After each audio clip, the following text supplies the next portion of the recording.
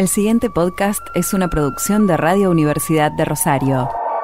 Radio UNR. Tertulia de viernes en Apuntes y Resumen. Análisis, reflexión y debate. Tertulia de viernes en el Noticiero Central. Uno de los eventos más destacados de la semana, terminando hoy, es la llamada Semana del Clima, una reunión que tuvo lugar, que todavía está terminando de tener lugar en nuestra ciudad, en la zona de la estación fluvial, en la que convergieron funcionarios, académicos, militantes, representantes de entidades privadas, con la idea de discutir de alguna manera el tema que está a todo esto, y me parece también necesario comentarlo, tan negado desde el gobierno nacional como es el tema del cambio climático. La Semana del Clima refiere a eso, la Semana del Cambio Climático, no del clima en cuanto a si está lindo o no, si hace calor o si va a llover, ¿no?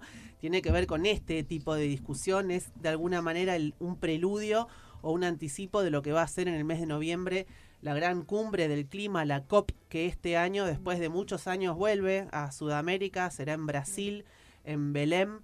En la zona amazónica de Brasil se esperan también un protagonismo muy fuerte, por ejemplo, de Lula, que es un poco el presidente que ha tomado la posta en la agenda climática que otros países han dejado vacante. Incluimos en eso Argentina, al menos desde el nivel nacional del gobierno nacional, ¿no? Con toda esta introducción queremos comenzar esta tertulia de viernes 22 de agosto de 2025 en modo cambio climático, en modo naturaleza, en modo humedales. Vamos a conversar un montón sobre los humedales. Vamos a presentar a las 5 personas que ya están acá para acompañarnos hasta las 2 de la tarde. Agradeciendo primero muchísimo a cada uno de ellos por estar acá. Muy particularmente a los 2 invitados, Diego, que, te cuento, demoraron su regreso a la ciudad de Buenos Aires para venir a este programa. Bien ahí. Así que es un verdadero lujo que lo hayan hecho. Están y van a estar conversando con todos nosotros hasta las 2. Rubén Quintana, que es biólogo de la Universidad de Buenos Aires, investigador, docente, académico. Es también, yo me animo a decir, el mayor especialista en humedales de la Argentina y probablemente de la región. Trabaja también para la Fundación Humedales, es un gran estudioso de las islas del Delta y es maravilloso que pueda estar con nosotros esta hora y media larga de tiempo de charla. Está Valeria Fara también bióloga, también de la UBA, también docente, investigadora, también trabaja con la Fundación Humedales y también demoró su regreso a la ciudad de Buenos Aires para venir a esta radio y este programa, así que gracias a los dos por estar. Gracias y por haberse tomado el trabajo de quedarse un rato más. Igual me dijeron que les encanta estar en Rosario, así que tampoco fue un esfuerzo tan grande. Está Emilia Otero. Emilia es estudiante de la Escuela Gurruchaga, es además compañera y amiga de mi hijo Alonso. Participa activamente de grupos juveniles y estudiantiles de acción climática, así que gracias, Emi, por venir. Maravilloso también que estés acá. Está Laura Legnini, que es la profe de Emilia en la Gurruchaga también, y que está también participando en un proyecto ambiental en esa escuela, así que gracias, Laura, por venir. Y Graciela Clecailo, que así es una voz que hemos escuchado en este programa ya. Licenciada en genética, nos explicaba, luego especializada en agrarias, doctora en ecología, ecóloga y responsable del Observatorio Ambiental de la Universidad Nacional de Rosario desde hace un tiempo hasta parte también gran conocedora de todo lo que pasa y no pasa en la zona de humedales frente a las islas de Rosario. Así que bienvenidos a todos. Gracias por estar. Empezamos, si les parece, vamos a hacer, siempre les contamos a nuestros tertulianos y tertulianas que estos modos, justamente conversación, no es una entrevista como siempre de pregunta-respuesta, la idea es que podamos entre todos conversar. El temario tiene que ver con todo esto, esta introducción que venimos hablando y sobre todo por qué tiene sentido hablar de cambio climático en la Argentina, en esta región de la Argentina, desde la academia, desde las universidades, desde la escuela, desde las secundarias, desde los medios, ni hablar también, en un contexto además, repito, y con esto cedo la palabra a Graciela, particularmente agresivo para la agenda ambiental en la Argentina de Javier Milei, donde se han recortado duramente los programas de acción ambiental, donde están siendo puestas en discusión leyes que parecían adquiridas, como la ley de bosques, como los programas de manejo del fuego, la ley de glaciares, las universidades como generadoras de conocimiento dentro de ese paquete. Así que doblemente valioso tener este panel recontra de lujo para hablar del ecosistema, Diego, que nos define a nosotros como rosarinos, los humedales del Delta del Paraná.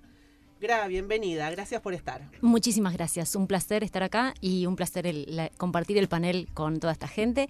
La realidad es que pensaba, Jor, mientras te escuchaba, nosotros cuando damos una de las clases de Biología de la Conservación en la facultad, solemos citar una frase de un libro, Van Dyck, de Biología de la Conservación, que dice que el cambio climático es la sombra que se cierne por sobre todas las demás amenazas a la biodiversidad y que todos los esfuerzos que hagamos en materia de conservación pueden perder efecto si no lo tenemos en cuenta. Entonces, resulta casi difícil de creer que haya gente hoy que niegue el cambio climático como si fuese una cuestión de fe, ¿no? A mí eso la verdad es que todavía me sorprende. En este sentido, celebro que tengamos en Rosario, hayamos tenido el espacio de la semana para poder darnos lugar para conversar sobre cambio climático, para exponer distintas miradas, para pensar juntos soluciones que tengan que ver con la adaptación. En muchos encuentros se habla de mitigación de gases de efecto invernadero, por ejemplo, en relación al cambio climático, y acá se debatió mucho también sobre adaptación, que me parece que es algo necesario. Y que es necesario que esa discusión sea transversal también, que se pueda dar desde la universidad, pero que se pueda dar también con los sectores que hacen gestión, con quienes toman decisión, con los tomadores de decisión, como decimos desde la biología de la conservación, ¿no? Y que puedan pensar cómo responder desde las gestiones dentro de las posibilidades a esta amenaza que es el cambio climático. Me parece que si ese diálogo y también el aporte que hacen las organizaciones sociales, si ese diálogo no es transversal, creo que no construye y no nos permite reaccionar como sociedad. No sé, eso es un poco lo que pensaba cuando te escuchaba, Jorge. Y seguimos con la ronda, solamente el bocadillo de escucharla a la profe, pensar, ¿no? ¿Cómo hablamos de transversalidad cuando hoy, por ejemplo, en la República Argentina nos encontramos con el mayor poder, que es el poder gobernante, anulando todo este tipo de discusiones y debate? Entonces, hablar de transversalidad se nos va a complicar un poco, pero es parte de la tertulia de hoy. Parte del desafío, claro, ni hablar. Otra de las profe, Laura. Otra profe, Laura. ¿Qué tal? Buenos días. Encantada de estar acá. Y bueno, nosotros en la escuela tenemos, desde los años 90, nuestra escuela ya tiene un proyecto de cuidado del medio ambiente. Tenemos una huerta escolar que va que la trabajamos desde jardín hasta los chicos de la secundaria, o sea que lo hacemos transversal a todas las edades. Y hoy, a través de proyectos de la MUNI, EMI, con su compromiso con el medio ambiente, nos trajo un hermoso proyecto en donde esa trazabilidad la estamos aplicando en funciones específicas. Por ejemplo, tenemos un proyecto de reciclaje, se llama, en donde ponemos el foco en la separación de residuos. Reciclaje. Claro, el juego de palabras para la escuela. Y entonces estamos comprometidos y queremos comprometer al pequeño sector de nuestra comunidad, a empezar por ahí, a empezar por el pequeño sector de nuestra comunidad, a tomar conciencia del tema residuos, para que en un futuro también podamos ver de qué manera podemos trabajar sobre el impacto de todo eso sobre el medio ambiente. Y bueno, ahí estamos con EMI, que fue la propulsora del proyecto. Ahora vamos a escuchar a Emi, que es la propulsora fundamental, testimonio, pero también me parece que está súper buenísimo destacar, y después Laura nos va a poder ampliar sobre esto, cuando llega una idea, cuando llega una inquietud de un alumno y se empieza a articular, que es lo que estaba contando la profe recién, ¿no? Inclusive hasta armar un proyecto. Te escuchamos, Emi. Sí, yo siempre estuve así interesada con los temas del cuidado del medio ambiente y demás, y me he metido a varios talleres que ha hecho la municipalidad de comunidad orgánica, que es justamente sobre el compost. Y bueno, ahí cuando vos vas a los talleres te anotan tu mail y tu número y te van mandando así actividades que están relacionadas. Y me acuerdo que una vez, el año pasado, cuando me llegó la información de este proyecto que Rosario había sido seleccionado como la ciudad para hacer este concurso donde tomaban proyectos liderados por jóvenes de 15 a 22, 24 años, por ahí era, que solucionan alguna problemática local ambiental, y bueno, iban a ser financiados justamente, o sea, si vos salías seleccionados, iban a ser financiados estos proyectos, y me reinteresó, y bueno, justo yo con la profe, sí, me parece que, no, con el profe Franco había yo empezado a hablar, que tenía más relación, y me contactó con la profe Laura, que es de Huerta y Tecnología justamente, y me hizo re el aguante con todo, sí. La verdad que yo digo, me parece me pareció una oportunidad re importante, porque justamente la URRU, justamente teníamos la huerta, todo, y yo notaba que en la escuela no damos la educación ambiental así como en sí. Entonces digo, bueno, tal vez desde el proyecto lo que podemos empezar a hacer es la separación de residuos de la mano con la parte educativa, que es lo que justamente es importante, porque no se da, o sea, como, al igual que la ESI, o sea, las dos son leyes que se debería dar en la escuela, pero no se dan. Todavía no, vamos todavía a volver no. después Claro, también a esto, sí. ¿no? Que es una parte, quizá la primera, el tema de la educación ambiental tanto en las primarias como en las secundarias, etcétera. Gracias, Emi. Le mandamos un saludo grande al profe Franco, que además, Diego, es re oyente de la radio. Súper oyente de la radio, está escuchando. ¿El profe Franco es Casasola? No. Bueno, No. le mandamos un abrazo a Casasola también, que es También. profe de la URU. Ahí está. También. Franco, bueno, no lo conozco. Entonces, Franco pero García Franco Martínez Carrieri. ahí va. Franco, profe de Ciencias Sociales y bueno, un genio también. Ahí está. Sí, gran oyente de la radio. A sumarlo a tertuliar. Ha metido un montón el tema también ambiental en la escuela, así que le mandamos un abrazo grandote. Ya que mencioné a Casasola, hay un documento de la PDH que está en todas las redes sociales y que el día lunes estaremos trabajando periodísticamente este tema, básicamente porque tiene que ver con la cuestión vinculada a los reclamos que se hicieron en su momento por la caja provisional, la represión que hubo en ese momento, y hay un comunicado de los organismos de derechos humanos. Tal ya cual. que lo nombré a Franco, es parte de esa causa. Pasamos para el lado de los biólogos de la mesa, comenzamos con Rubén. De la Fundación Humedales. A mí me gustaría, puede parecer obvio, pero a mí me encantaría que comenzaras contándonos sobre los humedales, porque te volví a escuchar ayer en la Semana del Clima y te he escuchado varias veces.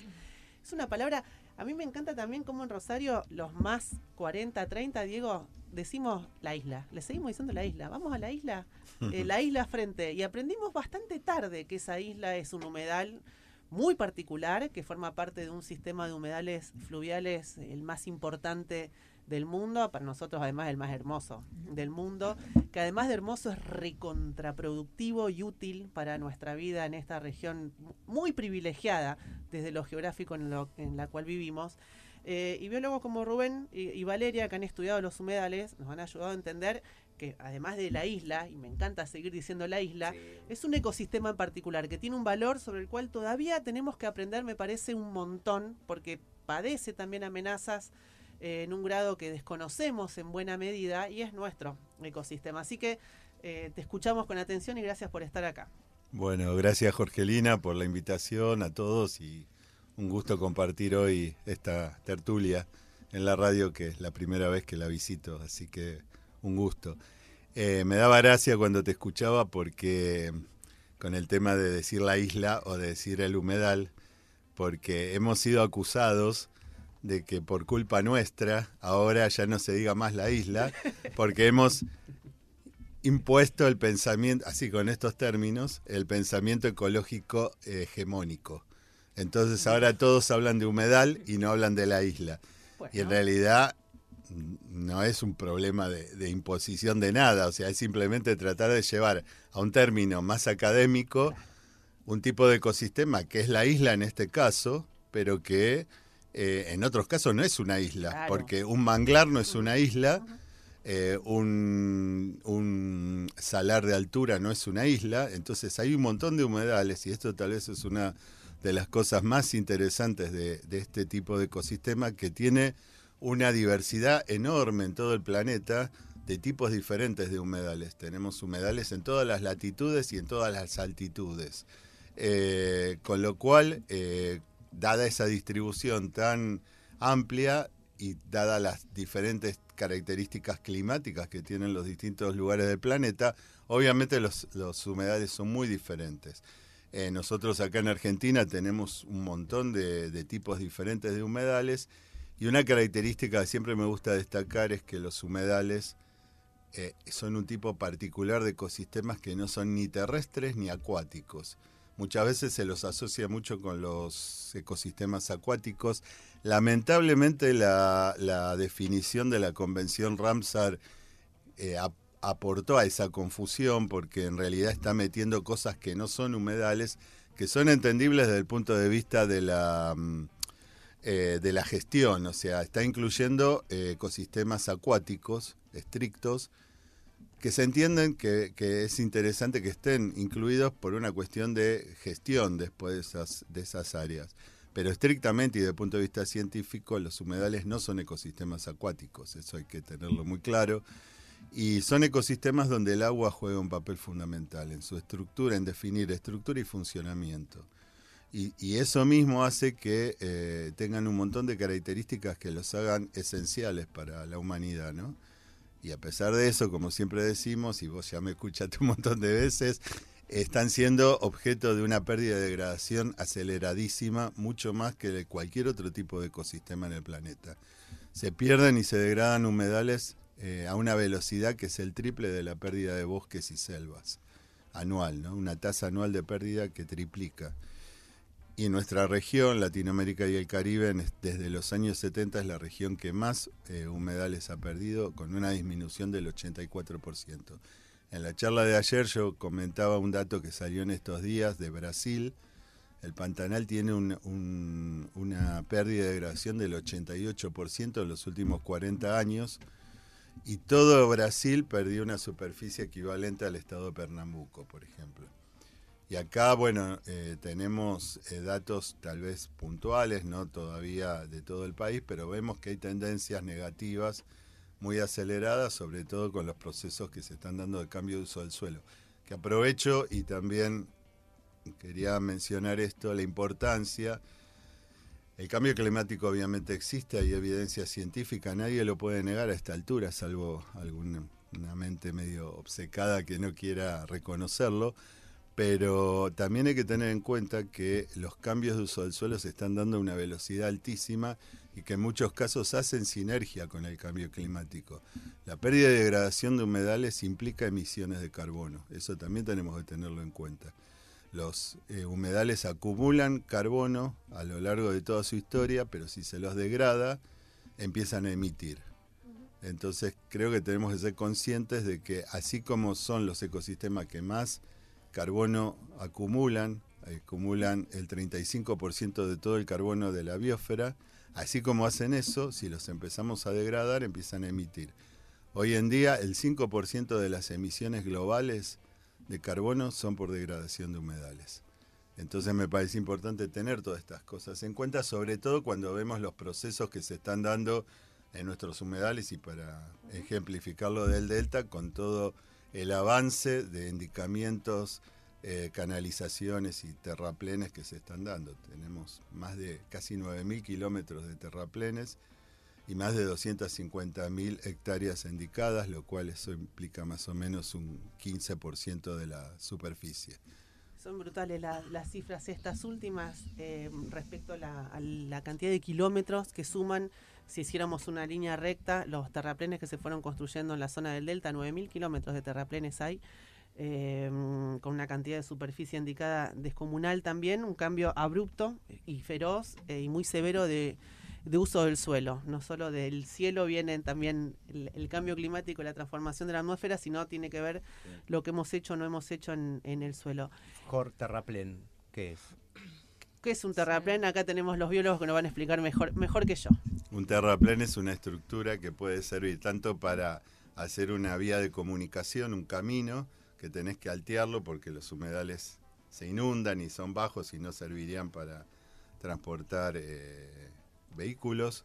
Entonces en muchos casos los terraplenes se los hacen bueno, un caso paradigmático, el viaducto Victoria-Rosario. Claro, ruta Rosario-Victoria Eso es un gran terraplén. De 60 kilómetros de largo. Claro, ahí tenés un ejemplo clásico que cortó la llanura aluvial del Paraná, una bestialidad lo que se hizo ahí, con pequeños pasos del agua, pero que no son suficientes. Eso es un terraplén, pero también se hacen terraplenes para cercar áreas. Y eso es lo que nosotros llamamos endicamiento. O sea, un endicamiento es un área que está rodeada por terraplenes. Bien, le repreguntamos básicamente porque hay varias causas judiciales en la justicia rosarina y federal que tienen que ver con empresarios que han hecho mega terraplenes y que para poder producir en la isla o en el humedal, y por eso me parecía que técnicamente valía preguntarte. Valeria, gracias también por estar. Trabajás un montón el tema de ganadería de islas, el tema de los insumos químicos que se usan o no usan en la ganadería de islas. Sabemos también que son territorios, las islas del Delta del Paraná, muy antiguamente productivos, donde existe la ganadería. Ustedes me dirán, del tiempo de los jesuitas, seguro. 400 años, no es algo nuevo. De Hernandarias. Bueno, y es un delta muy habitado, es un delta extremadamente rico y fértil en una zona además muy poblada, como es toda la cuenca del Plata. Evidentemente en los últimos años, a partir de un salto de escala en la producción y en los usos que hemos estado haciendo de esos humedales, aparecieron o estallaron problemas nuevos. ¿Cómo se puede trabajar, cómo se puede estudiar, cómo se puede abordar también desde la academia, desde tu disciplina, esta dicotomía que muchas veces es presentada entre conservación o producción? No hagamos nada, dejemos el territorio prístino. Bueno, es imposible, ya está habitado, ya está intervenido. Bueno, pero si lo seguimos rompiendo tampoco se va a poder seguir haciendo producción. Te escuchamos. Bueno, muchas gracias por la invitación y también comparto acá el gusto de mis colegas de integrar este panel. Y también primera vez en la radio, así que me encanta. Creo que primera vez en un programa de radio directamente, así que... O creo que en mi juventud creo que alguna vez me invitaron cuando yo tenía una banda rock y alguna vez creo que canté en algún programa de radio, pero así en cuestiones académicas primera vez. Bueno, totalmente... los humedales en general y en particular el Delta del Paraná son ecosistemas muy productivos. Bueno, ayer hablamos mucho ayer y todas las veces que nos escucharon, hablamos mucho sobre la cantidad de contribuciones que estos ecosistemas hacen a las personas. Entonces ofrecen una gran cantidad de recursos, por lo cual son muy aptos para actividades productivas. Y si bien en el Delta del Paraná la ganadería es una actividad tradicional, que como dijo Rubén se practica hace alrededor de 400 años, en las últimas décadas sufrió modificaciones, como decías vos, Jor, que tienen que ver con la intensificación de la actividad ganadera en islas, porque a partir de la expansión de la frontera agrícola, la ganadería se fue moviendo o fue, entre comillas, como relegada hacia áreas que se consideran marginales para la agricultura. Y en particular en el Delta aumentó mucho el número de cabezas, principalmente en los últimos 30 años, a partir de los años 90 más o menos. Y esto, claro, si bien la actividad tradicional se realiza en armonía o está adaptada a la dinámica del ecosistema, la intensificación ganadera puede producir o tener algunos impactos o tener algunas consecuencias, pero es posible compatibilizar la producción, utilizar los recursos que nos brinda el humedal, porque como parte de la biosfera, ¿no? Como parte de los seres vivos tenemos todo el derecho, me parece, a utilizar los recursos, pero siempre hacer este aprovechamiento respetando los ciclos de la naturaleza, la velocidad a la que estos recursos están disponibles para su uso, y la conservación es compatible también teniendo en mente un objetivo productivo, ¿no? También nosotros trabajamos mucho con productores de la región y también la idea es utilizar estos recursos de manera eficiente para que la producción también sea sostenible en el tiempo y estos recursos estén disponibles también para poder realizar, para el éxito de la misma producción. Y en relación con los impactos que produce la intensificación ganadera, bueno, hay muchos que tienen que ver con los impactos que producen los mismos animales, ¿no? Por ejemplo, las modificaciones en la estructura del suelo por compactación, cuando la cantidad de animales por hectárea aumenta, entonces el pisoteo compacta y altera la estructura del suelo, y también el pastoreo excesivo por el aumento del número de cabezas también puede alterar la estructura de las comunidades vegetales. Y en relación a lo que decía Rubén, ¿no? En el contexto de la Semana del Clima, esto es muy importante porque la capacidad de fijación de carbono que tienen los humedales está relacionada, cualquier ecosistema, ¿no? Pero en particular los humedales. Pequeña interrupción Sí. a lo Diego Fiori, para Sí. pedirte ser más profe y didáctica. Más profe y didáctica. ¿Qué es sí. capturar carbono?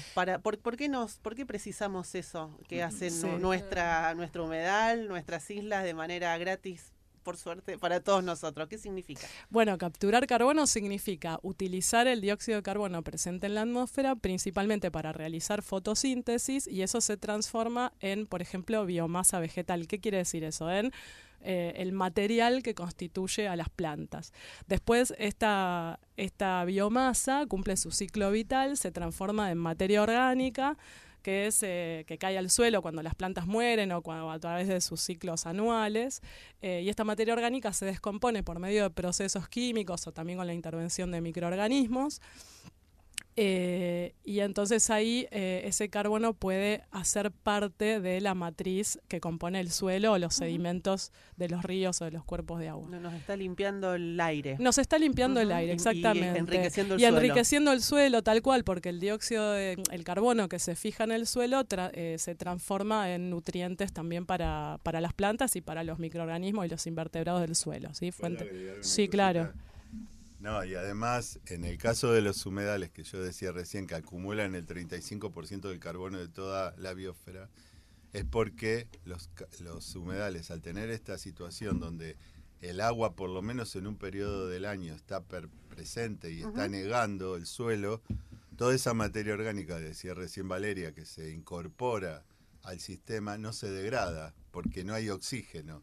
Es una situación que se dice de hipoxia o anoxia, donde la materia orgánica se mantiene a lo largo del tiempo porque no se producen procesos de degradación por microorganismos. Entonces, por eso, si bien los humedales pueden llegar a emitir metano en algunos momentos, el balance entre secuestro de carbono y emisión es positivo, porque la cantidad de carbono que se acumula es mayor que la que se emite. Y eso es lo que yo decía antes, cuando se degrada, ¿qué pasa? Desaparece el agua, porque en general o se lo indica o se lo canaliza, y al desaparecer el agua empieza un proceso de oxidación de esa materia orgánica que se vino acumulando por mucho tiempo y se empieza a liberar a la atmósfera. Yo ayer mostré, no sé si te acuerdas, un grafiquito que es el ejemplo paradigmático de Holanda, que sí. Holanda es un país, o Países Bajos, que es un país que es todo, casi el 100% es humedal, y en los últimos 1000 años, por haber hecho toda esa transformación masiva y básicamente drenar humedales, lo que les ha ocurrido es un proceso de subducción, se llama, del suelo, que es que el suelo se va hundiendo. O sea, no es que se hunda, es que se va perdiendo el carbono que estaba en el suelo como dióxido de carbono y va bajando. Entonces tienen problemas gravísimos. De hecho, en ciudades de Holanda los edificios ya se ven, las casas se ven torcidas, o hay un desnivel entre las puertas con el nuevo nivel del suelo muy profundo. Y eso los está llevando a hacer un montón de obras de infraestructura para recuperar humedales, al revés de lo que ocurre acá, que se los destruye. Ellos están tratando de restaurar, tienen un programa que se llama Más Lugar para los Ríos, que lo que hace es tratar de correr los terraplenes y volver a recrear las llanuras de inundación de los ríos, porque directamente los ríos quedaron relegados al cauce, o sea, son un caño de agua que corre el agua, pero ya no hay más planicie de inundación. Son excelentes ejemplos para entender lo que todavía tenemos, ¿no? Intentar no tener que llegar al punto de restaurar, sino de no romper, son conservar. Lecciones aprendidas, no tendríamos que llegar a eso, porque después porque Holanda lo puede ser primero porque es un país mínimo de superficie y rico.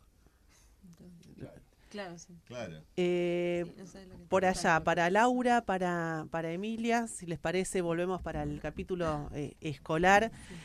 ¿Cómo trabajar todos estos temas desde la escuela en los últimos años en la región, sobre todo por la bajante extraordinaria del río, las quemas, el humo, las cenizas? Bueno, todos empezamos a hablar de lo que estaba pasando en los humedales de la isla desde otro lugar.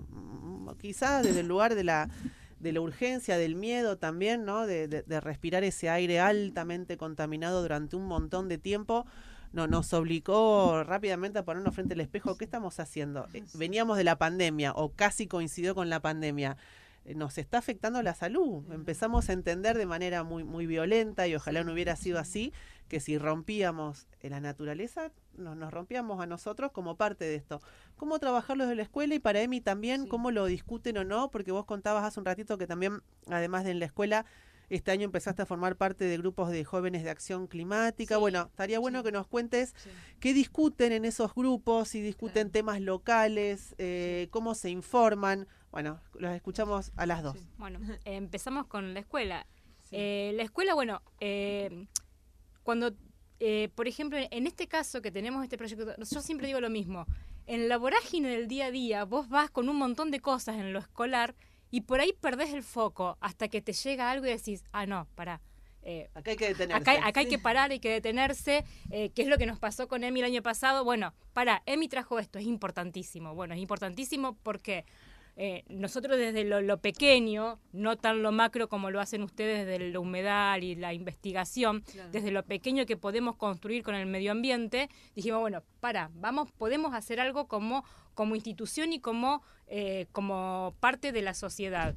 Y con respecto a lo que vos hablás, siempre que suceden cosas así, lo trabajamos con proyectos, con lo tácito, con lo que está ahí, que podemos agarrarnos.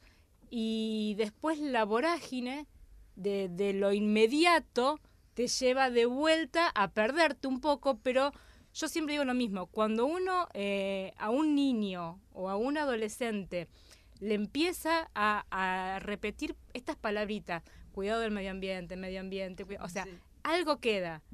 Y cuando sos grande, ese algo que te quedó, hace que hoy chicos como Emilia, por ejemplo, que tiene 17 años, pueda estar enfrente, porque ella también pertenece al centro de estudiantes, y gracias a ella el centro de estudiantes hoy puso una subsecretaría de recursos humanos y ambiente. O sea, dentro el centro de estudiantes tiene secretarías de derechos humanos, de cultura, de finanzas. Y yo desde el año pasado que empezamos con todo el tema del proyecto tenía la idea porque yo cuando empecé en la escuela hace 5 años, en primer año, en segundo, porque fue primero pandemia y después que empezamos con 2020 presencial. fue virtual. Sí. En mis primeros años. Y no lo registrás como que arrancaste en la escuela, dijiste mis 4 años.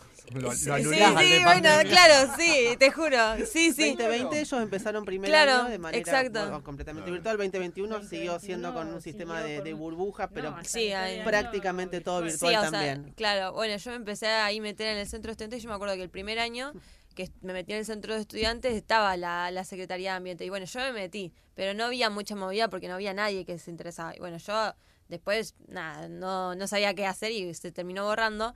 Y cuando en estos años que yo me empecé a meter más y con todo el tema del proyecto y todo, digo, bueno, tal vez lo podemos traer de vuelta a la subsecretaría. Y bueno, y este año la presenté y salió y ya tenemos la subsecretaría dentro de la Secretaría de Derechos Humanos de Ambiente. Porque aparte, al fin y al cabo, el ambiente y los derechos humanos está súper extremadamente relacionado porque todo el tema del cambio climático también y los cambios de clima terminan afectando a las zonas más vulnerables, o sea.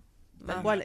Un ambiente sano debería ser parte Un de derecho, los claro, derechos humanos, total. tal cual, porque forma parte del derecho a la salud. Emi, Sí. contanos qué pasa con tus compañeras y compañeros y este tema. ¿Les interesa? ¿Les pasa Bueno, por el costado? Claro, sí.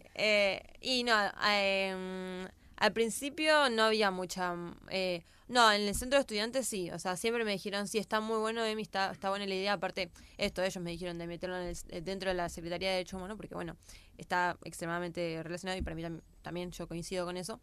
Y en la escuela, sí, veo más que nada en los cursos más chicos, que hay más movilizaciones. O sea, ahí hemos hecho reuniones así de la Secretaría de Ambiente y se han sumado chicos más chicos y está bueno. Pero sí, no, pero generalmente como que hay como indiferencia. O sea, hay indiferencia, sí. ¿notas eso? Sí. La mayoría imprime así, muestra indiferencia que compromiso. Sí, sí, sí. Ahí va. ¿Por qué? ¿Qué pensás? No sé, porque para mí eso, como que desde nunca nos hablaron nunca hubo en la escuela, excepto, yo me acuerdo, profe, cuando te tuve en segundo año, que en tecnología, que dimos las energías renovables y yo me quedaba fascinada, ¿viste? Y yo digo, claro, eso la soluciona todo. Y bueno, ahora, o sea, ahora que lo hagan es otra cosa.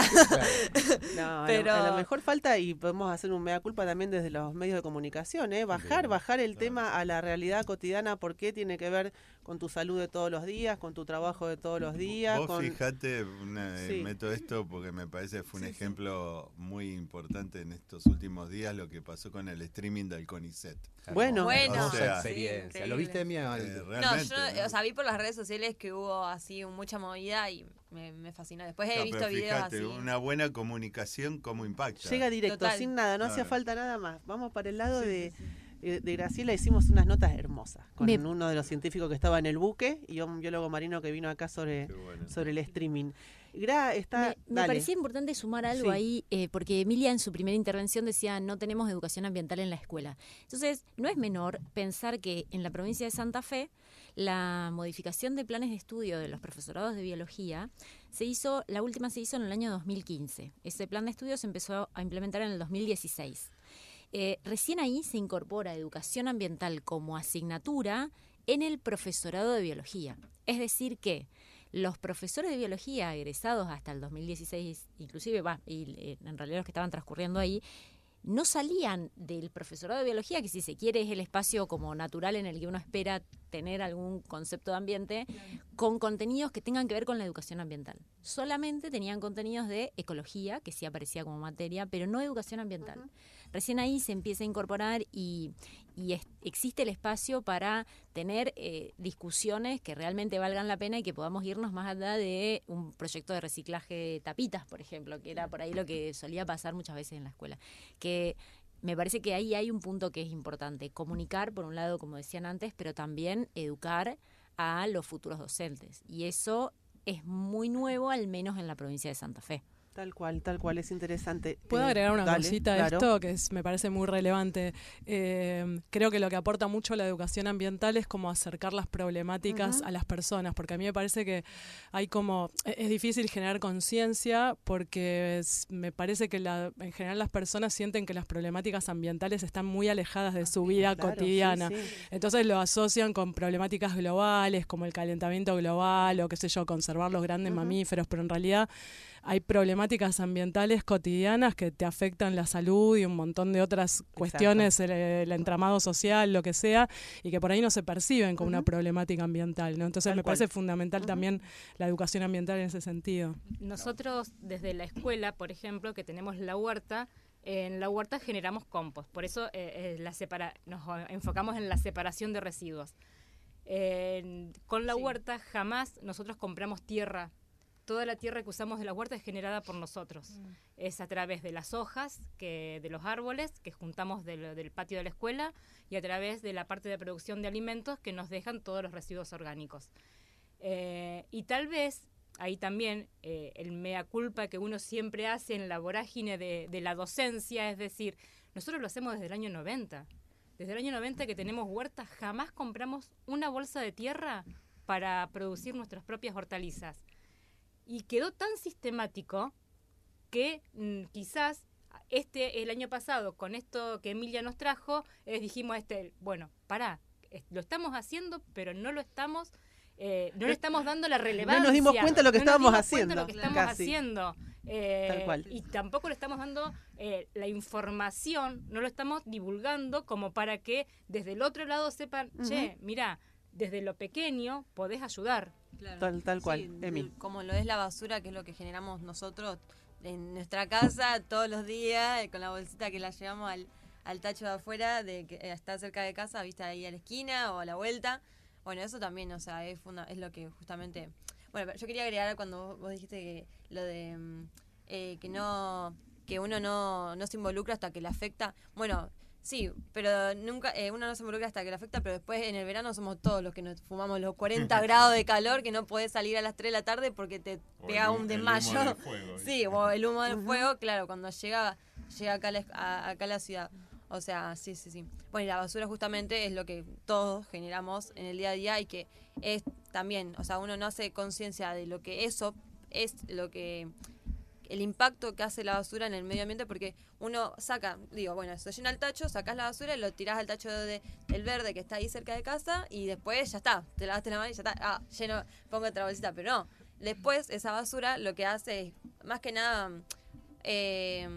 hoy en día, bueno, sí, después va a los basurales y eso tarda años en descomponerse y encima en esos años que se tarda en descomponerse, contamina, porque justamente al no ser separada, como lo que estamos intentando hacer en la escuela, no se pueden aprovechar porque hay un montón de, bueno, yo esto lo aprendí en los talleres de la comunidad orgánica ahí de la municipalidad, un 50-60% de lo que uno genera del tacho de basura es orgánico. O sea que esto puede ser... ¿Cuánto, Emi? ¿Qué porcentaje? Y la mitad. Sí, un poco más de la mitad son justamente residuos orgánicos, que es lo que hacemos en el compost, y que vos al devolverlo a la tierra se hace que se descomponga naturalmente y reducís un montón la basura. Y después, están los residuos reciclables, que también, o sea, el reciclaje no es la solución, pero, también ayuda a reducir ahora, o sea, lo que generamos, o sea, sí. Sí, está buenísimo, o sea, lo que mencionas. Y de vuelta, falta... Perdón, Jorge, hay dos cuestiones. Por ejemplo, la escucho a Emi y hablando del reciclaje. La profe contaba la cuestión del compost, por un lado. Y hablando del reciclaje, inconsciencia total, por ejemplo, de algo que usamos permanentemente. Ahora estamos bastante con la computadora, de hecho, creo que no hay papel más que las bandejas de la factura. Pero los papeles, plástico, el papel, el cartón, podría ser una cuestión de costumbre, separación y demás. Vidrio, y nos cuesta mucho separar. Vidrio también, es plástico. una cuestión de educación y costumbre, sin duda, y hay un montón y hablábamos hace un rato con Rubén y con Valeria de cuestiones tecnológicas que insumen enormes cantidades de energía y vos a lo mejor estás todavía focalizando en las emisiones o el reciclaje, y las granjas informáticas, la inteligencia artificial, herramientas que se están propagando a una velocidad enorme, son enormes consumidores de energía. Entonces tiene que ver con pensar realmente las formas de consumo que tenemos. Claro. ¿Cuánto emiten los mensajes, no? Sí. Cada vez que mandamos un WhatsApp con un sticker o jaja, todo eso genera mucho gasto energético y emisiones, ¿no? Sí, las imágenes guardadas en la nube en sí es todo lugar físico. Igual yo creo que el reciclaje es importante y hay que avanzar en eso, pero yo creo que acá hay un problema más de fondo, que es el consumo. O sea, tiene que cambiar las pautas de consumo, porque está comprobado a nivel de todo el mundo. Me contaban en España, por ejemplo, que la gente se concientizó mucho y ahora separa muy, muy bien las cosas, pero después no hay infraestructura para reciclar toda esa cantidad. Entonces, de todo lo que la gente separa, solo se recicla un tercio. Los otros 2 tercios que están separados terminan en un vertedero. Entonces, digamos, no se llega a solucionar el problema, pero es tan rápida la generación de residuos que pasa eso. Y hago, ahora ya que tengo el micrófono, aprovecho y retomo una cosita del tema de comunicación. Yo creo que eso, vos dijiste, Jorgelina, un mea culpa desde los medios. Yo te diría también un mea culpa desde el ámbito científico, académico. Escuchamos. Porque pienso lo mismo, claro. Porque claro creo que nosotros, o sea, esto del CONICET fue una excelente idea de comunicación y que fue exitosísima. Entonces me pregunto por qué no hay más situaciones parecidas. Y yo te digo que una de las cosas que creo que recién ahora por ejemplo, desde el CONICET, que es mi institución, ¿no? Además de la universidad. Hace poco que tenemos un espacio en nuestro CIGEVA, que es el lugar donde ponemos nuestros antecedentes, un ítem que es de comunicación y ¿cómo es? Pública de la ciencia. Antes no existía, entonces la gente, los científicos, decía, ¿para qué voy a publicar algo o hacer una nota de divulgación si después no me la consideran? Claro. Por lo menos y encima que no me la considera, me tengo que enfrentar a un periodista que no conoce nada, que hace preguntas raras, que tengo que estar entendiéndolo, que Exacto. el oyente me insulta. Todas esas cosas también pasan. Pero es súper importante que estén en los medios, que salgan a hablar y que hoy eso sirva también como crédito, que es lo que está contando. Y que es parte de tu actividad, es parte, yo creo que acá, de tu responsabilidad y que la institución te lo considere como parte de tu producción. La famosa historia de la producción no es solo papers o libros o capítulos de libros, sino que también me encanta es esto, que vayamos por ahí. Es como decíamos, el humedal es productivo solo por existir, los humedales son productivos, le vemos lo bello, nos encanta eso y además me quiero cansar de repetirlo en esta charla, ya que estamos, tenemos agua más limpia, tenemos aire más puro, tenemos más materiales para alimentarnos, para construir, ¿no? Más insumos simbólicos, identitarios, entre un montón de otras cosas. Y digo, Diego, ¿sabes por qué esto? Porque no siempre pienso en el ex gobernador Perotti, Omar Ángel ¿era? Omar Ángel. O vos que sos de los segundos nombres. Omar Ángel. A quien me cansé de escuchar diciendo que los bajos submeridionales eran improductivos. Dijo eso, me acuerdo. Lo decía todo el tiempo. Eran improductivos y en esa concepción, y quiero pensar que es simplemente desde la ignorancia que lo repetía, porque no había habido desarrollo agrícola o ganadero como en el centro sur de la provincia. Acordate, Jorgelina, que en los debates de la ley de humedales, todo el tiempo, los senadores de Corrientes decían que si salía la ley de humedales, la provincia se convertía en un desierto productivo. Bueno, eso es un tema, un antagonismo que después podemos retomar también. Mira, adelante, te veo con ganas de decir algo y me gustaría que te sumes a esto. Qué responsabilidad que parte a las universidades, en este caso la nuestra, en esto, en difundir el conocimiento que se genera. Si tenemos que ir, te pregunto, no sé si sos la persona que me lo puede responder, pero siempre me lo pregunto, ¿por qué no hay una facultad de biología en la Universidad Nacional de Rosario? Me parece que es un agujero que en cuanto a la generación de conocimiento en un lugar geográfico como el que estamos, podría saldar quizás algunas deficiencias. Se estudia desde diferentes carreras, Agrarias tiene su licenciatura en recursos naturales, ustedes lo sabrán mejor que yo, me parece que no es lo mismo que una facultad de biología, pero bueno, te escuchamos, mira, te tiré 10.000. Qué difícil la pregunta. De ciencias ambientales. O de ciencias ambientales, mejor aún quizás. Qué difícil esa pregunta. Voy a retomar la primera, que es más fácil de responder, la que quieras. Que es la del mea culpa, porque también me sumo ahí. Creo que no podría estar más de acuerdo con lo que planteaba Rubén. E incluso en la universidad, que reconoce desde un poquito antes en el CV el rol que tiene la divulgación científica, no hace tanto tiempo que se reconoce. Entonces siempre la discusión es esa: ¿para qué voy a dedicar mi tiempo a hacer divulgación si no rinde, muy entre comillas, en el CV? Creo que las personas que lo venían haciendo antes lo hacían por ahí por una convicción de ese deber social y de devolver de alguna manera a la sociedad lo que la sociedad nos brinda, con la posibilidad de formarnos en la universidad pública y la posibilidad de ejercer después nuestro trabajo ahí, en la universidad, en el CONICET, ¿no?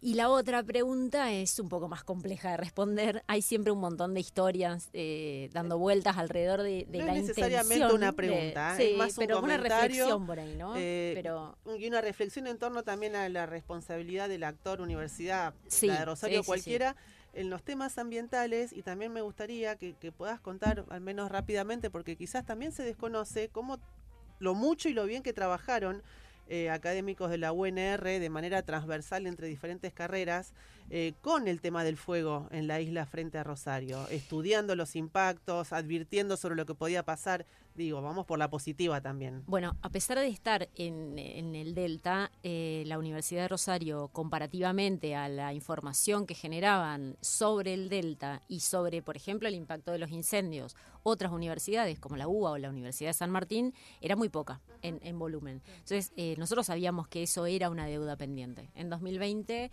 cuando se incendia la isla de los Mástiles en julio del 2020, en ese momento no se podía salir a las islas, a los humedales que tenemos enfrente, que pertenecen jurisdiccionalmente a Entre Ríos, no podíamos cruzar porque había imposibilidad de circulación.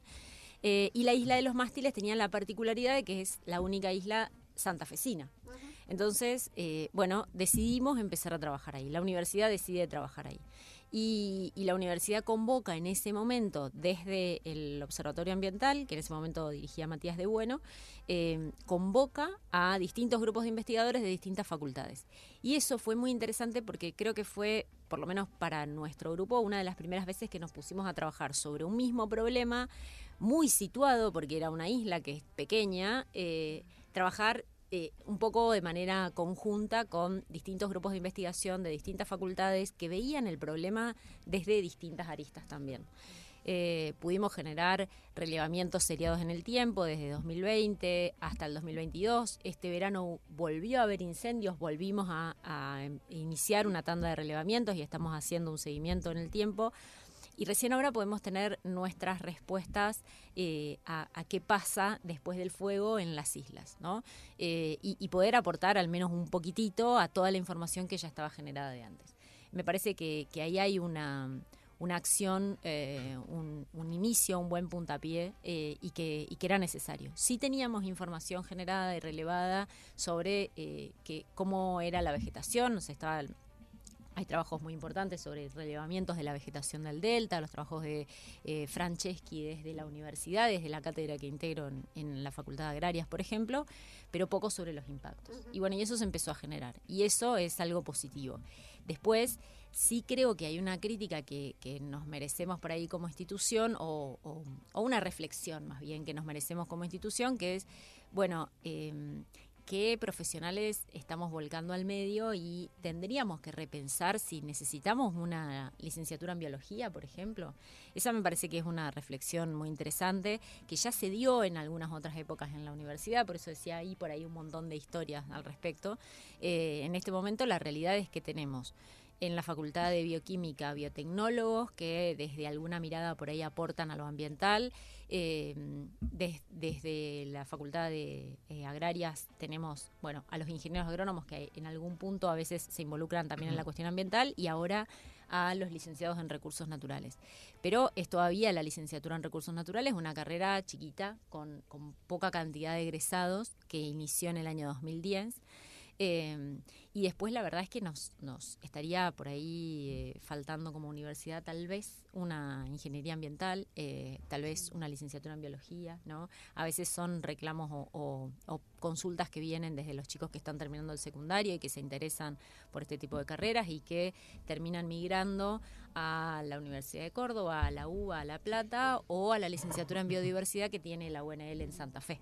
Claro. ¿No? Mira, acá te dice del 5162 a nuestro mensajero: cuando la universidad se ocupa de cuestiones ambientales es fácil de censurar por los intereses que los generan. Ver Pueblos Fumigados de Pino Solanas, ¿no? Les recomiendo la película Pueblos Fumigados. Sí, gran material. Bueno, Pino Solanas generalmente hizo materiales que nos abren mucho a la reflexión. La universidad también generó mucho material que nos abre a la reflexión. Sí. Sobre todo después del 2020, ¿no? Ahí hubo un quiebre evidente, sí. También en la percepción ciudadana respecto a la necesidad de cuidar el ecosistema, ¿no? Y no solo por la preocupación del humo, sino también por esto, que se estaba realmente arruinando el marco geográfico, claro. El lugar, el paisaje nuestro. Y que nos ayudó a pensar en esas contribuciones, ¿no? Hablaba Rubén de las contribuciones, Valeria también, y vos también mencionaste las contribuciones que obtenemos de los humedales, ¿no? Y creo que toda esa situación que fue tan dramática nos ayudó muchísimo a pensar como sociedad cuáles son las contribuciones que hacen los humedales y qué beneficios obtenemos, desde lo más simbólico, como la posibilidad de ir a acampar o a pasar un domingo, hasta lo más palpable o pragmático, que es la producción, por ejemplo, ¿no? Hay un abanico enorme de contribuciones y me parece que nos dimos un poco la posibilidad de esa reflexión como sociedad gracias a una serie de eventos que fueron sin duda trágicos, ¿no? ¿Puede ser que Pino Solana fue el primer político que introdujo el tema de la ley de humedales en el Congreso? No. ¿Ustedes quizás ¿no? No, la primera fue en 2013, la senadora Elsa Ruiz Díaz, Ok, de Victoria. ok.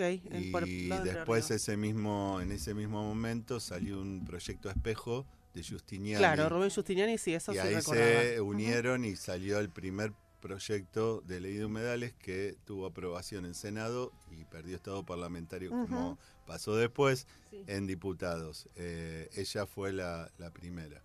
Bien. 153886677, seguimos en tertulia. Están llegando muchos mensajes. Sumá tus mensajes a este debate coral. Hola, apuntes, aquí escuchándolos atentamente. Los años 70, bisagra en los daños del medio ambiente se refiere. Ahí empezamos con los agujeros en la capa de ozono y así seguimos, esperando frenar a tiempo. Saludos a todos los tertulianos. Una pregunta: ¿cómo hubieran resuelto lo del puente Rosario Victoria? Ya que no se puede negar la importante a nivel comunicación geográfica y económica que tiene, importancia, que nos quiere decir acá el oyente. Sin duda que esta pregunta es clave.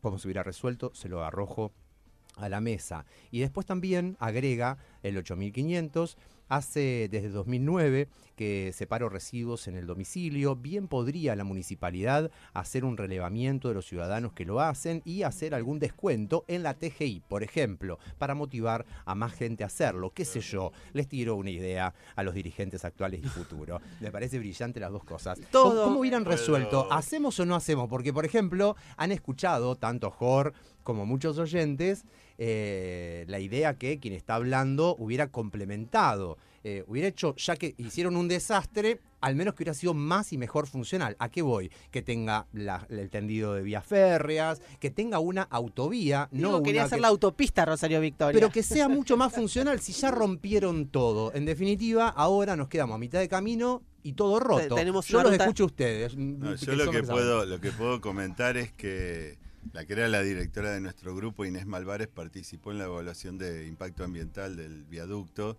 y en ese momento lo que ella nos contaba era que el proyecto original tenía muchos más pasos que los actuales, que creo que quedaron 12 si mal no recuerdo, sobre los arroyos principales, pero el proyecto original tenía muchos más y obviamente por una cuestión de costos la empresa decidió sacarlos.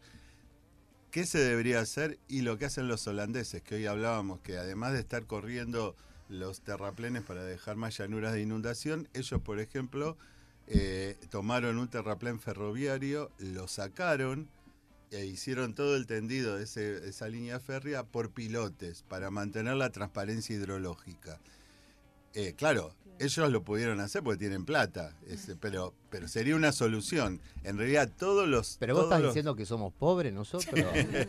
No, está diciendo que se podría haber hecho mucho mejor desde un mejor, inicio, que es claro. algo siempre mucho más barato que intentar y después todos corregirlo. los nuevos proyectos, Por como el de ejemplo. Reconquista Goya, o uno que salió hace poco que estaban hablando de San Pedro Gualeguay, siempre se habla de lo mismo, repetir el modelo del viaducto Victoria Rosario, que es un gran terraplén. Que es un gran terraplén. Se puede, O sea, eso hay que tal sacárselo cual. ya. Hoy no debería funcionar un proyecto de ese tipo. Diego, hablamos hace pocos meses atrás con gente de Victoria, Entre Ríos, la ciudad ubicada en el centro de este maravilloso corredor fluvial, que no tuvo agua, que no tuvo acceso al agua durante todo el verano. Es verdad.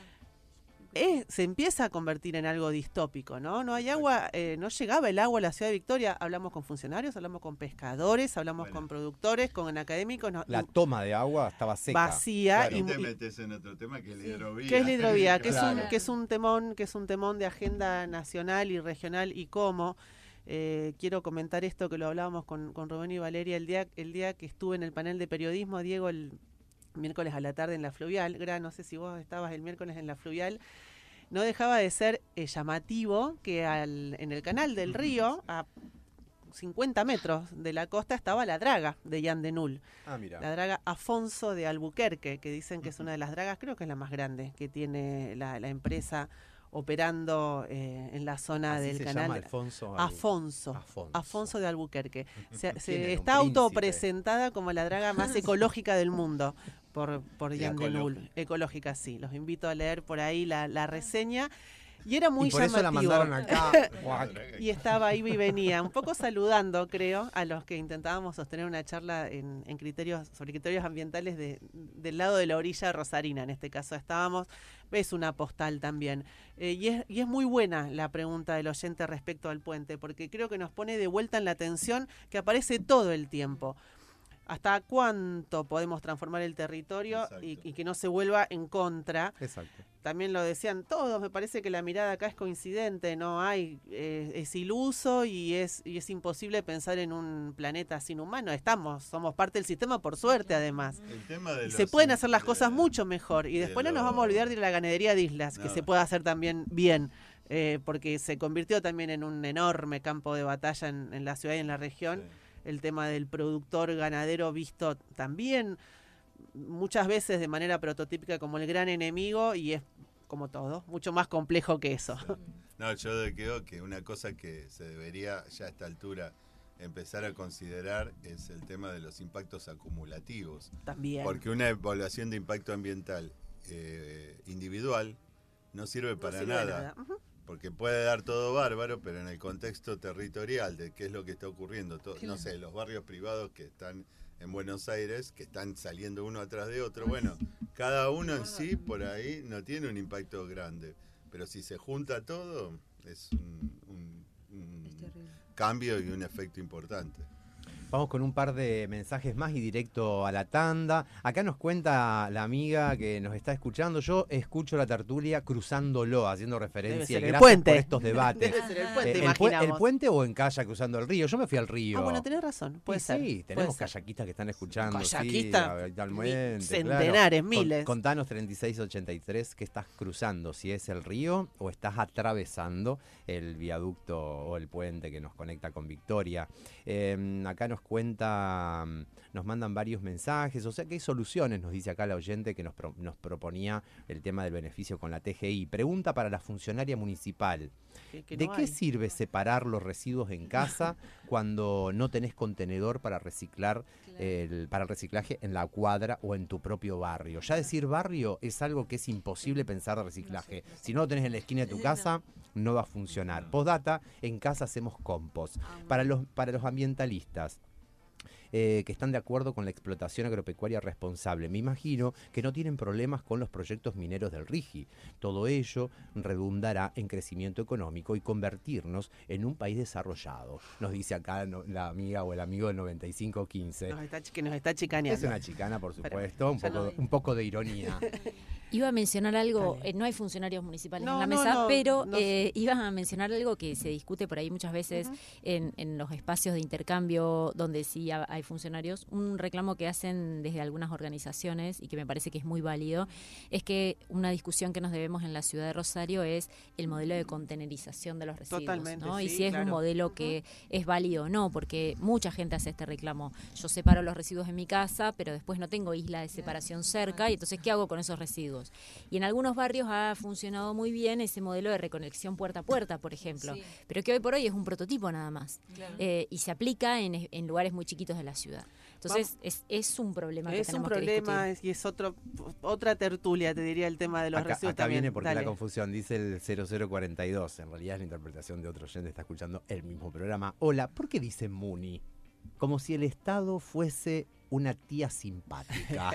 Ahí viene, porque estábamos hablando por de vagos, para cortar y no decir una palabra larga como municipalidad. De utilizar el gobierno municipal, pero sí habitualmente decimos la Muni. Lo que sí me parece algo que le molesta a algunas personas por esta cuestión de decir, no decimos el GOP, por ejemplo, o el GOBI por el gobierno provincial o nacional, pero la Muni me parece que tiene que ver también con una cuestión de que está sucediendo. Por ejemplo, quien dijo la Muni fue Emi, y fíjate que es la más joven de la mesa, y también aparece una cuestión de relación con el Estado, donde de alguna manera, si termina siendo una tía simpática, y esa tía simpática es consciente, politiza los debates, responde a su sobrino, y de alguna manera está copada, que se está haciendo política, claro. ¿O no, Emi? Emilia está contando que además del ámbito estatal público de la escuela, aprendió un montón de cosas ambientales en el ámbito estatal público de los talleres de la Municipalidad de Rosario. Sí, exacto. Entonces, bienvenido a ese estado.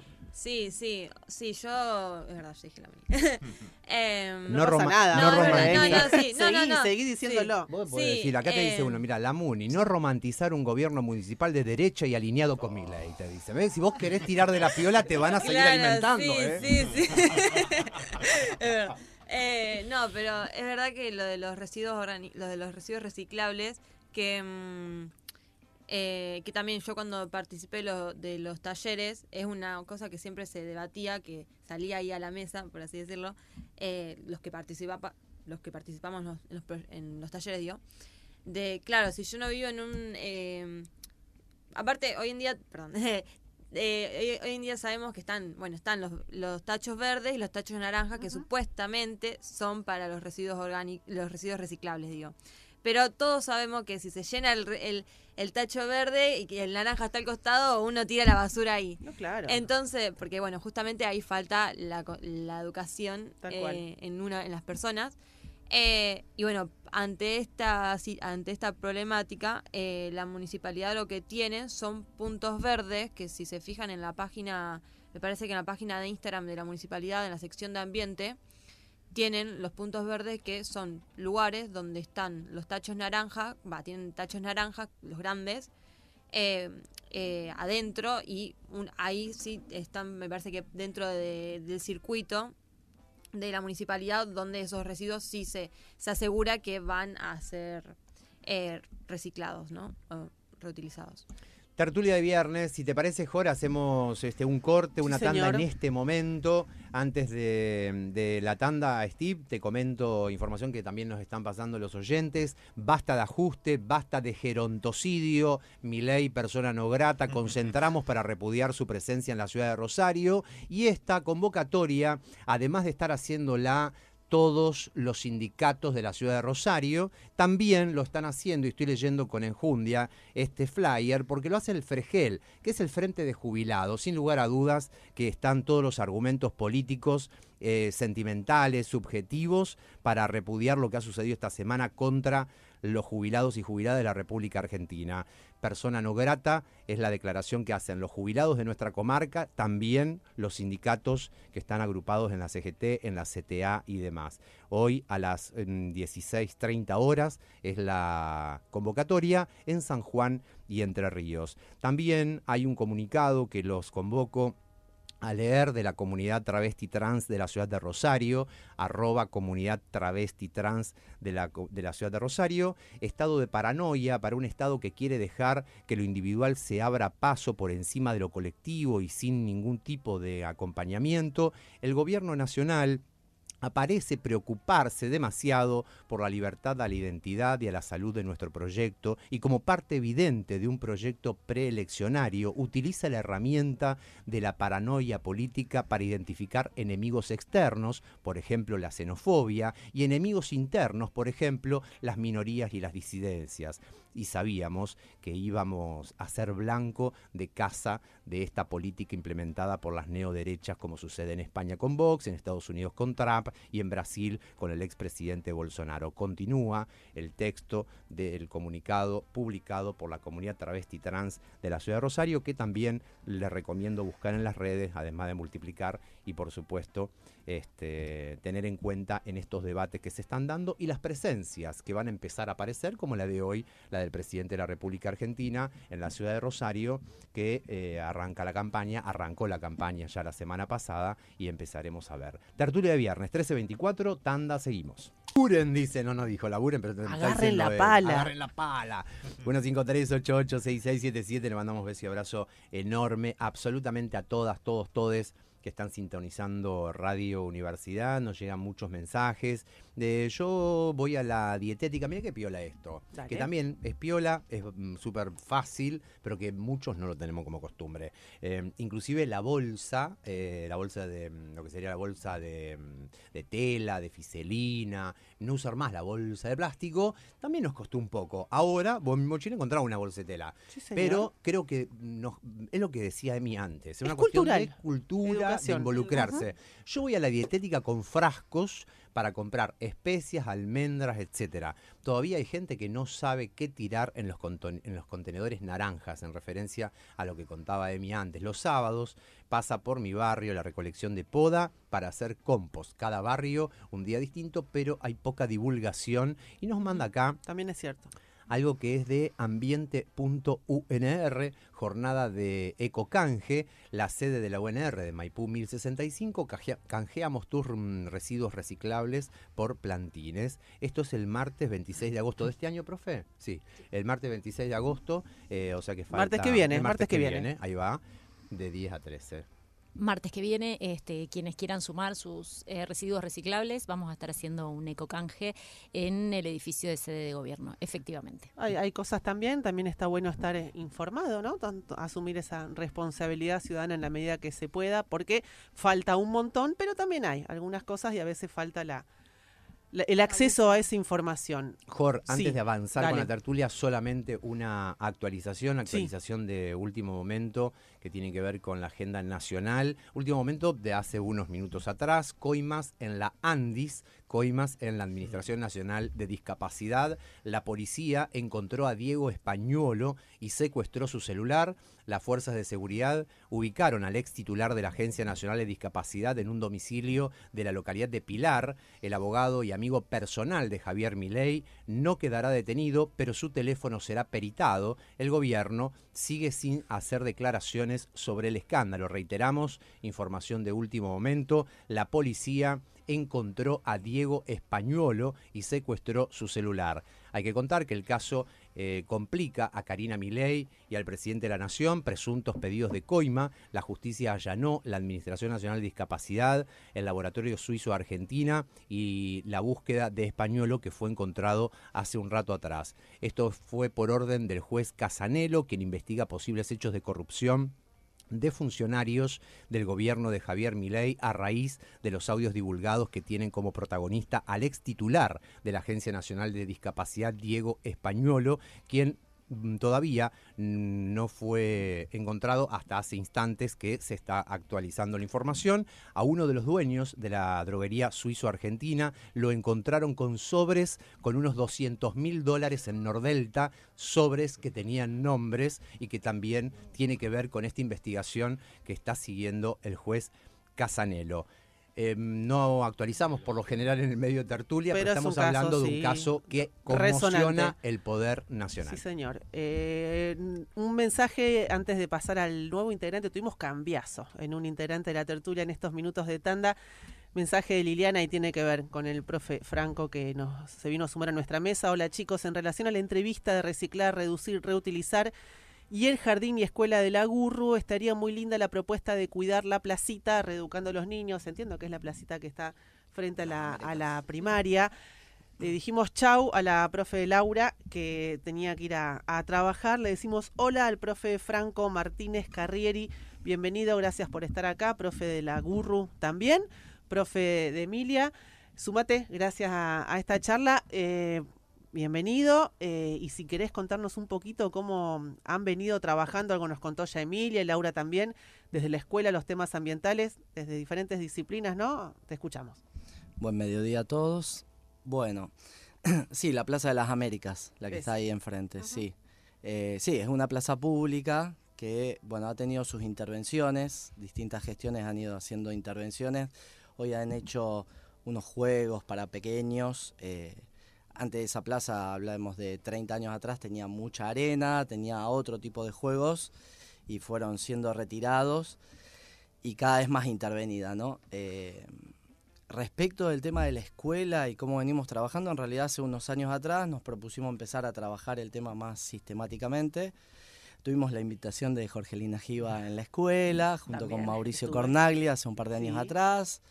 Se presentó el documental que habías hecho acerca de los humedales y de las quemas.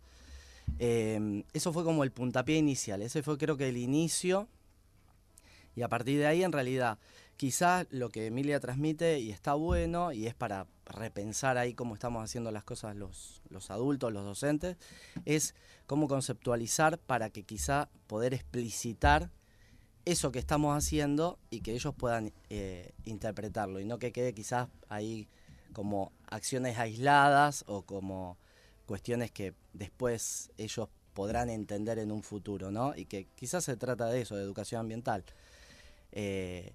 Poder entender lo que pasaba en los humedales, digo, recién lo pudimos empezar a sentir cuando el humo nos llegó. Uh-huh. Y en realidad siempre en la escuela secundaria, en todas las escuelas secundarias se dan las quemas del Amazonas y las quemas del Amazonas y todo el tiempo. Y sin embargo recién como que acá dijimos, che, están quemando acá enfrente. Nosotros, claro. Sí, sí. Entonces, bueno, como que tuvo otro eco. Ese mismo tema que eran quemas, tuvo otra frecuencia y probablemente otra llegada. Después a partir de ahí también empezamos a trabajar el tema de los residuos, pero mucho antes, como dijo Laura, desde el 90, la escuela tiene una huerta urbana, no periférica, sino que céntrica, uh-huh. En donde, bueno, se hicieron muchísimos trabajos, también hubo muchos cambios, porque en los inicios se hacía faena de animales, se trabajaba con conejos, bueno, después se fue aprendiendo, se fue entendiendo que quizás esas prácticas no correspondían y bueno, hoy es una huerta fundamentalmente hortícola, agroecológica, sin pesticidas, sin nada, pero quizás no se le pone el valor o el contenido específico a eso que se hace a veces, no a veces, se hace cotidianamente. Y lo aprenden a hacer los chiquitos de los 4 años hasta los que siguen la tecnicatura en alimentos, hasta los 17 uh-huh. Están ahí dando vuelta. Absolutamente. Y la vueltita en realidad a lo del proyecto que contaba Emilia, con los residuos también trabajamos ya hace 2 años con lo que habitualmente le decíamos cartoneros. Fueron a dar charlas, tuvo un impacto importante porque en realidad ahí pudimos ver que afecta a la economía de muchísima otra gente que no solo está cuidando el ambiente, sino que también hace a su subsistencia. Entonces, bueno, poder entender y poder linkear entre lo ambiental y lo social que no está escindido. Es fantástico todo lo que estás diciendo. Estamos en tertulia de viernes, estamos hablando de humedales, de cambio climático, de educación, de universidades, de estudiantes, de academia. Nos quedan 15 minutos. Me gustaría, si te parece, que arranquemos tranquilamente una ronda final rumbo a las 2 de la tarde. Me parece que estaría bueno, es una sugerencia, pero después cada uno prepare y lance su mensaje final según lo que le parezca más importante transmitir. Pero creo que un poco todo ha ido confluyendo a cómo intentar en un país con las dificultades y urgencias que tiene el nuestro, que son enormes todo el tiempo, poder seguir estudiando, hablando, dando clases sobre temas ambientales desde una mirada social, ¿no? Incluyéndonos, por supuesto, en lo ambiental, porque tiene sentido más que nunca hablar de esto en una Argentina que precisa plata, que precisa dólares, y es todo el tiempo el discurso que se escucha casi antagónico, ¿no? No podemos darnos el lujo de cuidar la naturaleza, precisamos producir y precisamos ingresar dólares.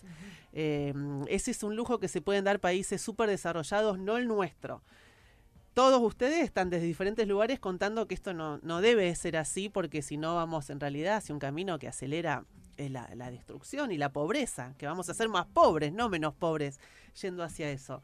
Dejo la ventana de la discusión abierta, cada uno la toma desde el lugar que quiere, y si quiere agregar otra cosa, bienvenido, es el tiempo de los tertulianos. Así que, ¿querés que arranquemos la ronda al revés? Arrancamos Esta vez por arrancamos este lado. Por Valeria. Solo antes de Valeria le comento a los oyentes que llega un mensaje que está más que interesante y le agradecemos a todas y todos la cantidad de mensajes que están llegando. Hola, buen mediodía.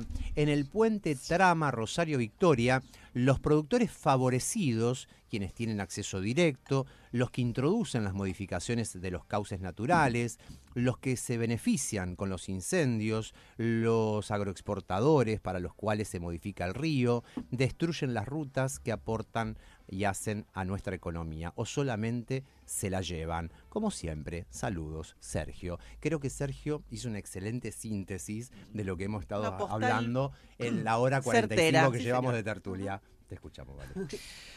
Bueno, hay un pedido para que cantes, perdón, al final del programa. No sé si lo querés hacer. Bueno, no sé, creo que me agarró de sorpresa. Por ahí en próximas apariciones. En próximas apariciones. No, bueno, con respecto al mensaje final pensaba dos cosas. El primero tiene que ver con una visión o con una mirada de optimismo. Raro, yo soy una persona bastante pesimista con estas cosas, pero lo que muchas veces le digo a mis estudiantes ahí en la UNSAM, mis estudiantes de ingeniería ambiental, es que la transformación hacia la conciencia ambiental es difícil y es lenta, ¿no? Requiere muchos cambios culturales, lo que estuvimos hablando hoy en la mesa, pero yo creo que hay muchas manifestaciones de que este hecho está ocurriendo.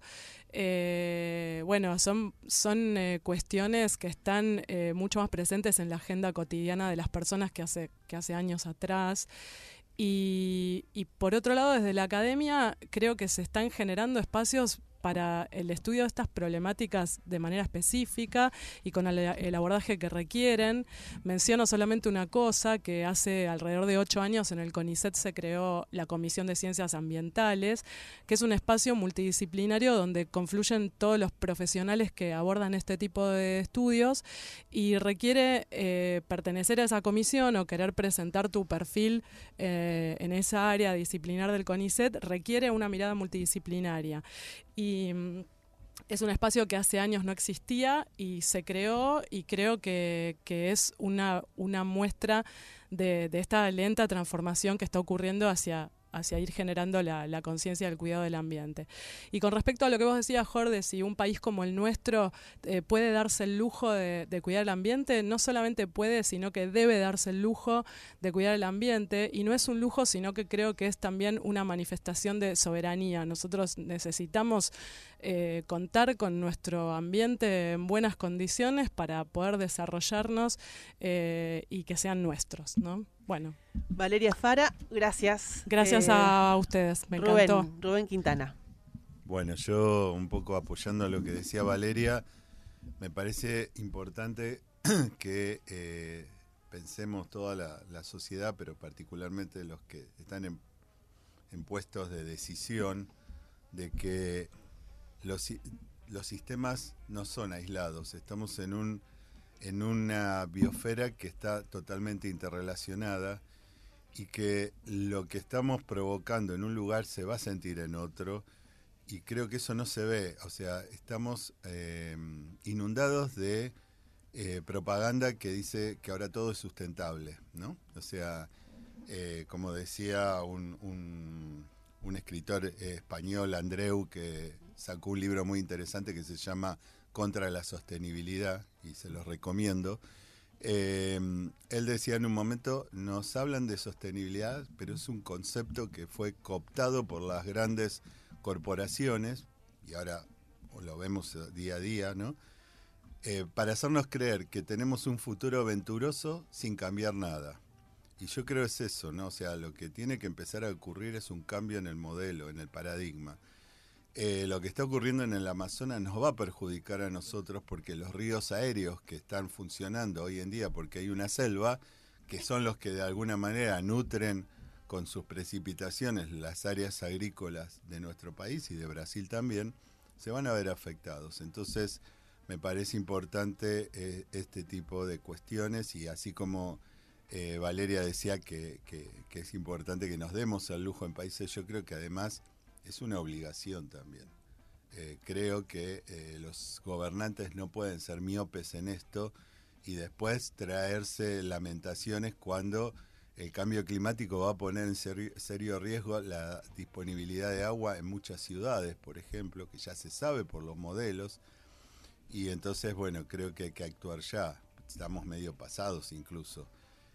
Yo quiero comentarles, y como cierre, un ejemplo de algo muy interesante que habíamos empezado a hacer dentro de lo que eran los proyectos estratégicos interinstitucionales, que era un programa, la abreviatura de APITES, del ex Ministerio destruido de Ciencia y Tecnología e Innovación. Y ese proyecto, nosotros ganamos un proyecto para el Observatorio Federal de Sostenibilidad Socioambiental de Humedales, que estaba basado en un modelo muy exitoso que también ahora fue casi desmantelado, del Observatorio Nacional de Desertificación y Tierras Secas y Tierras Degradadas, que lideraban varias instituciones, entre ellas el GIADISA de Mendoza, ¿no? Y sobre ese modelo empezamos a plantear nuestro modelo de observatorio de humedales. Empezamos con grupos que estaban en Jujuy, en Mendoza, en Tierra del Fuego y nosotros desde la UNSAM y el CONICET, y lamentablemente con la nueva gestión y la desmantelamiento total del MinSit, el proyecto no pudo seguirse, quedó trunco, pero son proyectos que creo que el Estado tiene que apoyar porque son los proyectos que de alguna manera son estratégicos y que nos van a permitir ir tratando de encontrar soluciones a estos problemas. Básicamente creo que tenemos que avanzar en eso, tenemos que seguir con esta asociación virtuosa entre la academia, los organismos de ciencia y tecnología y las organizaciones del sector civil. Eso es lo que nosotros estamos tratando de hacer con Fundación Humedales, el CONICET y la UNSAM, para, por ejemplo, avanzar con este trabajo que no tuvimos tiempo de hablarlo, pero que es de mejores prácticas ganaderas para la conservación de humedales. Así que yo creo que no solo tenemos la obligación, sino tenemos que avanzar eso, porque lamentablemente, y cierro con esto, ayer escuchábamos a ciertas personas hablando en la Semana del Clima que hablaban mucho de sustentabilidad, pero solamente se referían a sustentabilidad económica, ni social ni ambiental. Ni menos aún ambiental. Claro. Gracias, Rubén. Emi Otero, tu turno. Sí. Ay, no tengo micrófono, no es mucho. No, sí, yo creo que más que nada mi mensaje va dirigido a las juventudes, que no sé si habrá muchos escuchando radio hoy en día, pero igual, esperemos que sí. Esperemos que sí, claro. Y a los jóvenes, que me parece que es fundamental que nos involucremos nosotros como futura generación, porque a nosotros es a lo que nos queda vivir toda una vida por delante.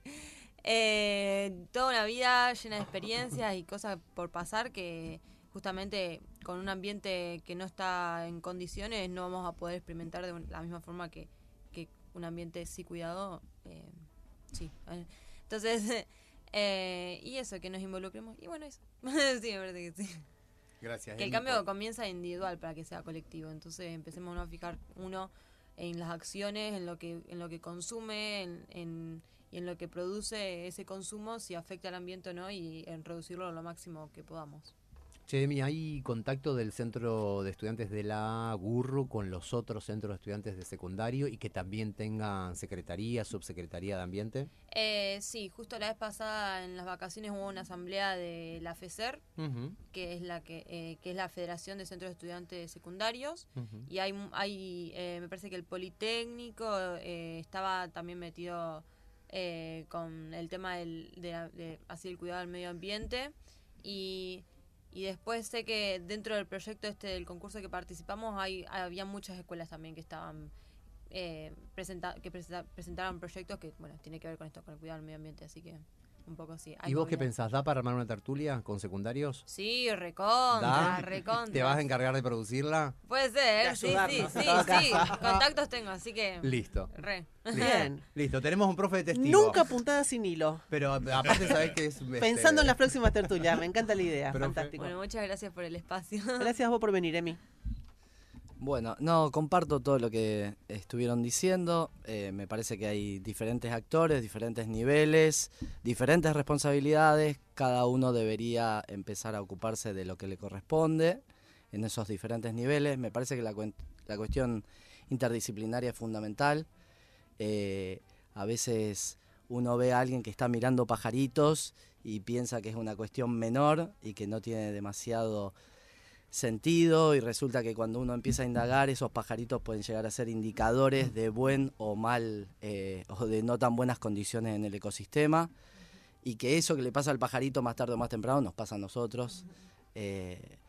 Eso por un lado. Por otro lado, y fundamentalmente desde la escuela, me parece que lo importante es poder generar articulación con el resto de las instituciones barriales y poder abrir esos espacios y esa huerta que toda la ciudad conoce o media ciudad conoce, pero que quizá la conocen por la puerta, por el cartel que está. Entonces poder generar algún tipo de de espacio de trabajo, fundamentalmente con el barrio, que creo que es lo posible, y poder presentar otra forma de producir, otra forma de vivir. Digo, eso tenemos la suerte que quedó ahí, que es un lugar privilegiado, pero a su vez muy codiciado, porque está en calle Salta y Francia, y que no todo tiene que ser plusvalor, digamos, y no todo tiene que ser ganancia económica, y que podemos tratar de empezar a pensar en una ganancia social. Totalmente. Y esa ganancia social, por supuesto que va de la mano de lo ambiental.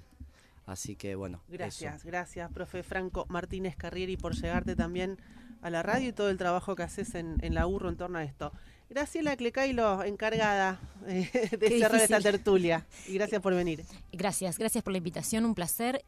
Pensaba en tu pregunta inicial de cierre respecto de si nos podemos dar el lujo de pensar sobre problemáticas ambientales teniendo tantas otras urgencias en el país.